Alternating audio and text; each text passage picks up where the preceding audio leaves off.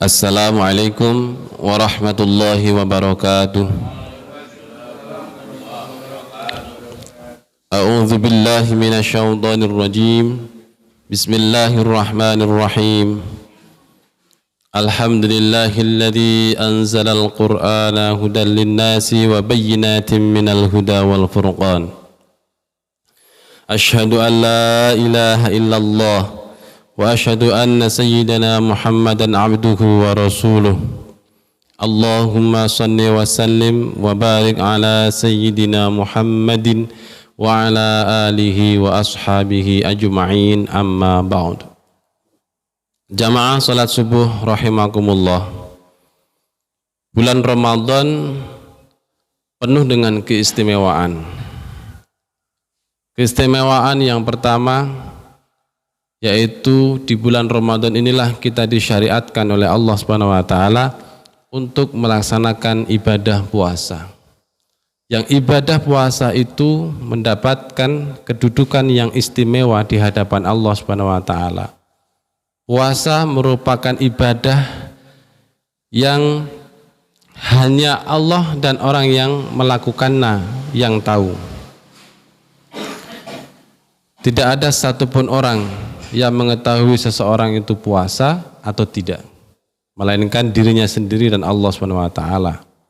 Oleh karena itu Allah memberikan derajat yang paling tinggi bagi orang yang berpuasa, yaitu dengan kata Allah, as-saumu li wa ana ajzi bihi. Puasa itu untukku dan aku yang akan membalasnya langsung. Keistimewaan yang kedua di bulan Ramadan yaitu Allah menurunkan Al-Quran. Ya, ini dijelaskan oleh Allah di dalam Al-Quran surah Al-Baqarah.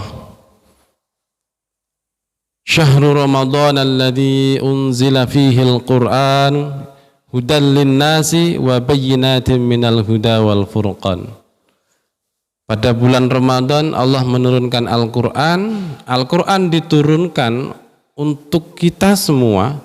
Sebagai apa? Di situ dikatakan hudan sebagai petunjuk, linnasi bagi manusia, wa bayyinatin minal huda wal furqan, dan kemudian menjadi penjelas dan pembeda dari kitab-kitab sebelumnya.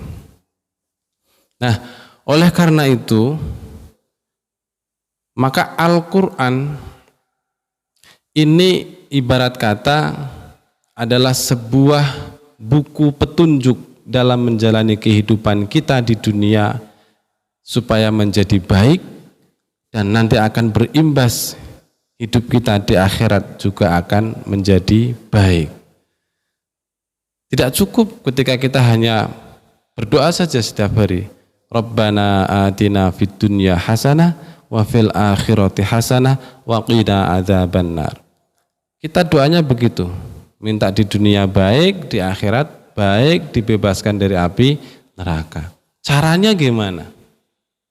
Nah, salah satunya adalah dengan kita memperbanyak membaca Al-Quran. Kalau kita mau membaca Al-Quran, insya Allah hidup kita akan menjadi lebih tenang. Oleh karena itu Nabi Muhammad SAW memerintahkan kita untuk membaca Al-Quran.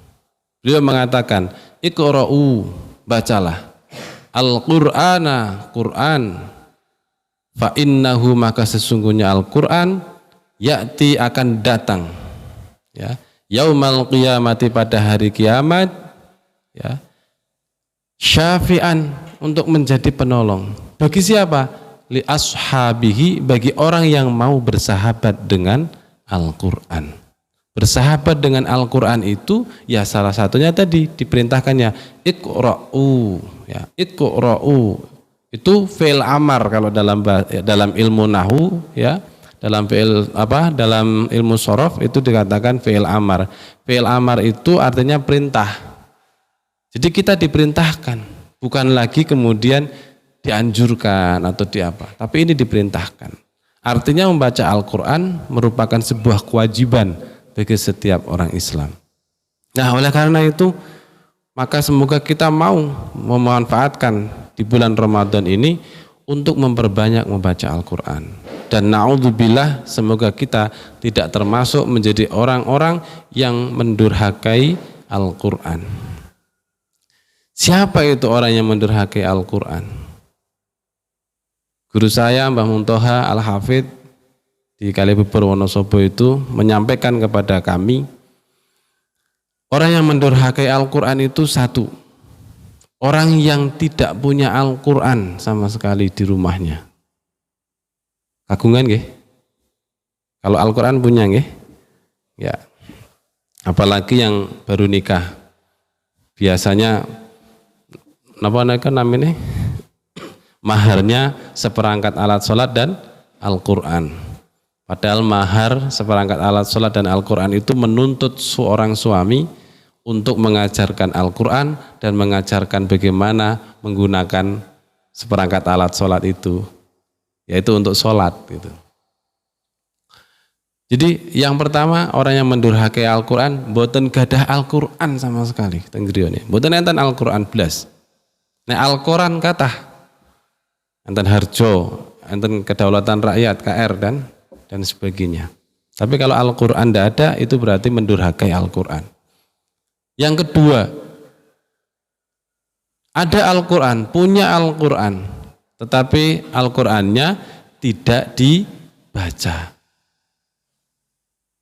Ini naik lagi ya, punya Al-Quran tapi Al-Qurannya tidak dibaca.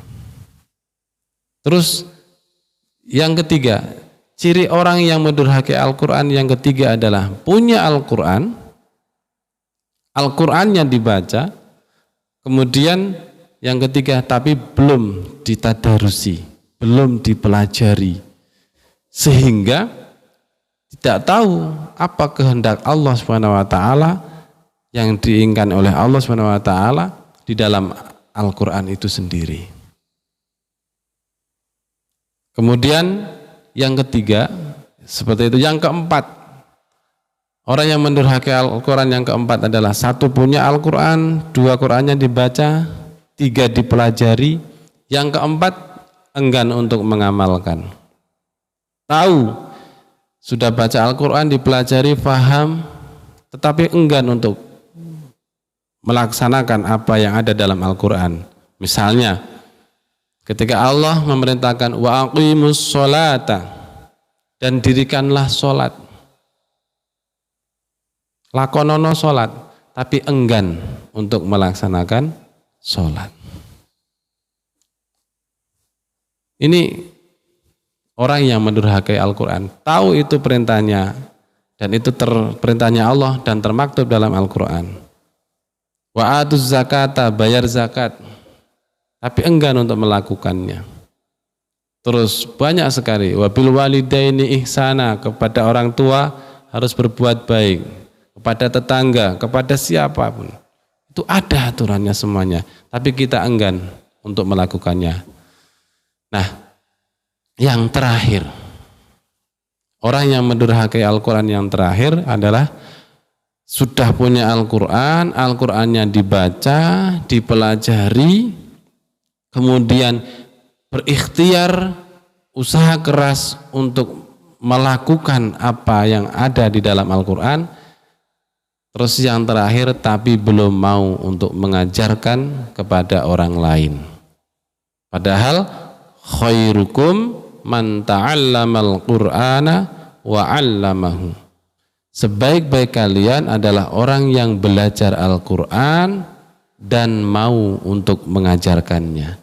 Jadi kalau sudah pinter, sudah bisa baca Al-Qur'an, sudah pinter Al-Qur'an, ya Al-Qur'an ini harus diajarkan kepada yang lainnya.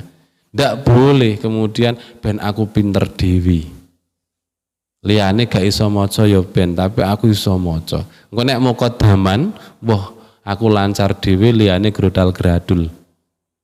Enggak boleh. Orang yang seperti ini oleh Nabi disebut dengan yang namanya dayus. Dayus niku orang yang mementingkan dirinya sendiri. Orang yang kebaikan itu untuk dirinya saja, tidak peduli dengan yang lainnya. Contoh, bapaknya rajin berangkat ke masjid, Tapi anaknya tidak ke masjid, tidak diingatkan, tidak diajak. Bapaknya, ibunya rajin baca Al-Quran, ya. Tapi anaknya tidak TPA, tidak berangkat ke TPQ, dibiarkan saja. Ini namanya dayus. Jadi APE dipek dewi, yang lainnya tidak, atau istilahnya tidak peduli dengan lingkungan sekitarnya.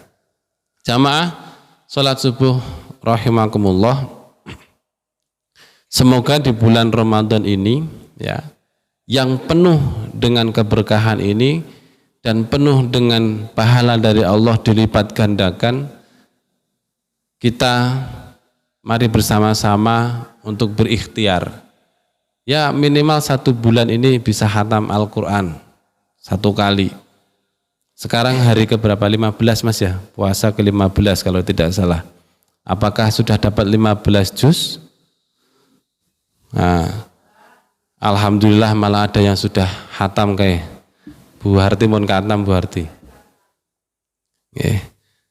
Kalau saya sudah beberapa juz, ada juz jambu, juz alpukat, itu, juz melon, komplit kalau pas berbuka.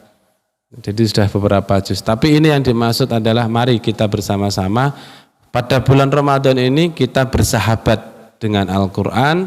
Semoga dengan itu kemudian Allah memberikan kita keberkahannya, kita menjadi orang-orang yang nantinya akan mendapatkan syafaat dari Quran di yaumil akhir.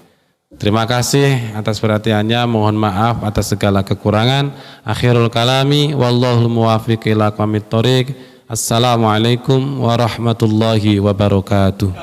Jangan lupa like, comment, subscribe, dan share.